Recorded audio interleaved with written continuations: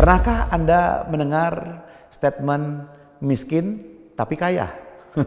Dan satu lagi, kaya tapi miskin. Nah, apa maksudnya? Menarik bahwa realita dalam kehidupan kita, yang pertama, tidak semua orang berduit pasti mau memberi. Realita yang kedua, tidak semua orang miskin tidak memberi. Maka orang kaya dan orang miskin pun dua-duanya sebenarnya bisa memberi. Karena pemberian itu tidak diukur dari seberapa banyak jumlah uang yang Anda miliki, tetapi diukur dari seberapa besar Anda peduli. Saya ulang, bukan tentang apa yang dimiliki, tapi tentang rasa peduli yang kita miliki.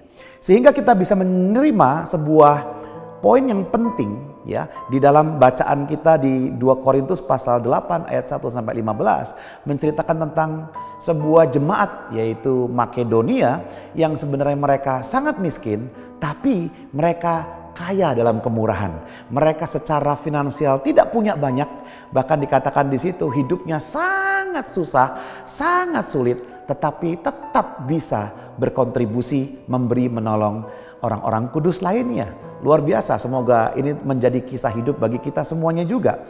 Nah, alasan memberi, sekali lagi, itu karena kita peduli. Karena ekspresi kecintaan kita kepada Tuhan.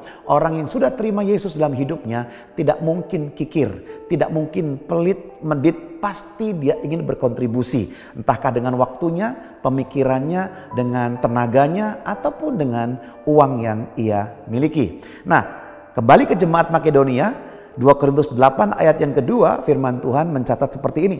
Selagi dicobai dengan berat dalam pelbagai penderitaan, sukacita mereka meluap. Dan meskipun mereka sangat miskin, namun mereka kaya dalam kemurahan.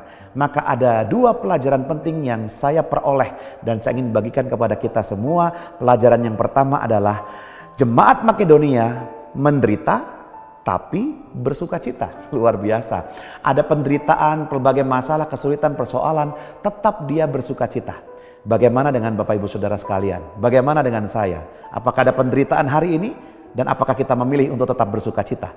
Dan pelajaran yang kedua adalah mereka miskin tapi murah hati. Luar biasa. Miskin tapi kaya. Kenapa? Karena ayatnya dikatakan mereka kaya dalam kemurahan. Maka orang miskin ternyata bisa tetap murah hati. Ini bukan tentang seberapa banyak yang bisa saya berikan.